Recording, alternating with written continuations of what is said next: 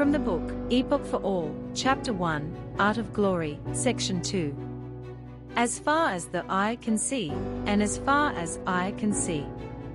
As far as the eye can see, and as far as eye can see, is the independent investigation by the individual on the idea, which he already began, with the questioning of the legitimacy of becoming true. But you are furthering your efforts by integrating a perception of fact-finding that is more occupied by reality.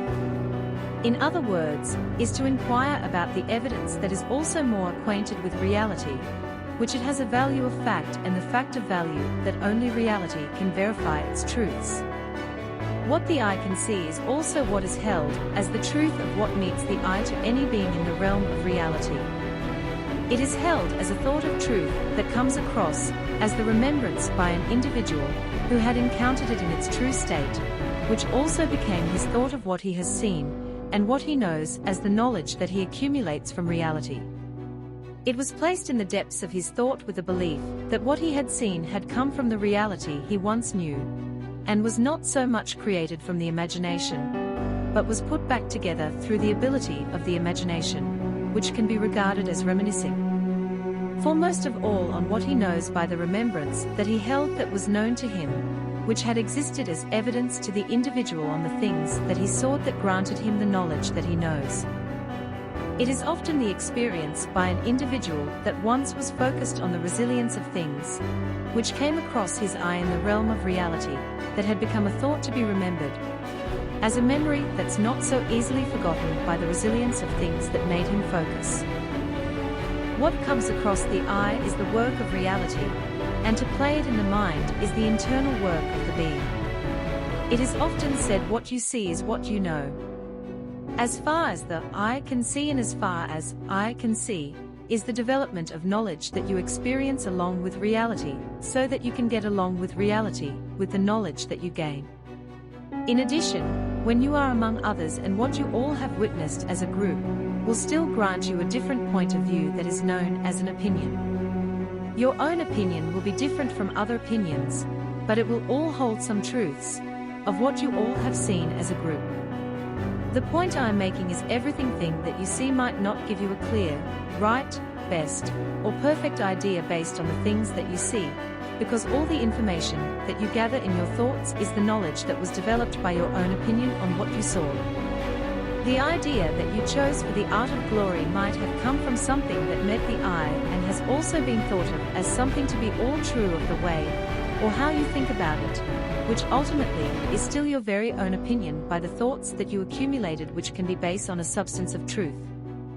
After all, it also can be the wrong idea to start engaging with something that you aren't so familiar with, for you or for others, because what you think about what you saw is still regarded as an opinion.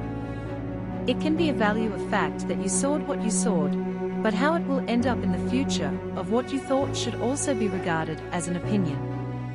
The ongoing reality that you see is true by the way it meets the eye, but how you decide to take it in and expand on it is your way of thinking that will be concluded as your opinion.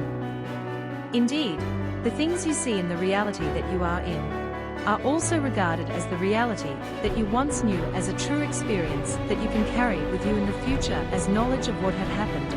or what can happen by making a prediction, which has resulted as your opinion. When you are apart from others as being alone, the things that you laid your eye upon will become your experience, wisdom, and your own opinion of what you think about what you have seen, sawed, or seeing as of right now, by having the thought towards the future of what you sawed. What you see for yourself is also letting you know what is true, but having the idea to expand on the things that you see is often developing an opinion before it can become a good idea to be acted on. What you are seeing now will soon change as something as what you have seen or sawed, that was left behind as a thought to be remembered, which you captured in the realm of reality, when everything began of the things that you see. Everything that you have seen or sawed, all begins with what you see or saw in the current moment of the undergoing reality that eventually becomes something in the past, that will allow you to put it in perspective in the future, for the future, and for your future. That is often how one side is applied in the reality that they live. As far as your eye can see is the reality that had the occurrence of being in the lines with the existence of facts, by the witness of a well-being that witness it. As far as I can see is to envision the coexisting thought that had previously fallen on a living being that had once stood amongst in the realm of reality by letting it walk in as a thought of remembrance, which can be referred to as wisdom that he can put together as knowledge. What he had seen for himself can be seen as an opinion, and when he gave an answer to himself of what he thought he had seen can also be seen as an opinion. What gave birth to an opinion was the idea to think more of something that is expanding on your thoughts with little or no facts, which is an opinion that was based on a substance in the ongoing reality to think more of it and by envisioning its potential,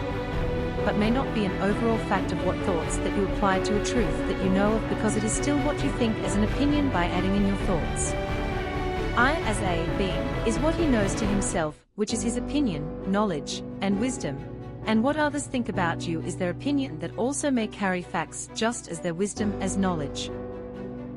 The I is what gives us sight so it can bring about the individual to be recognized as a being of the I. The testament of life is the ability of the living being to be occupied in the realm of reality first, which will grant the opportunity to that individual to have an experience to be held as wisdom, which eventually becomes his life testament by his willingness to act. What was placed in the depths of all wisdom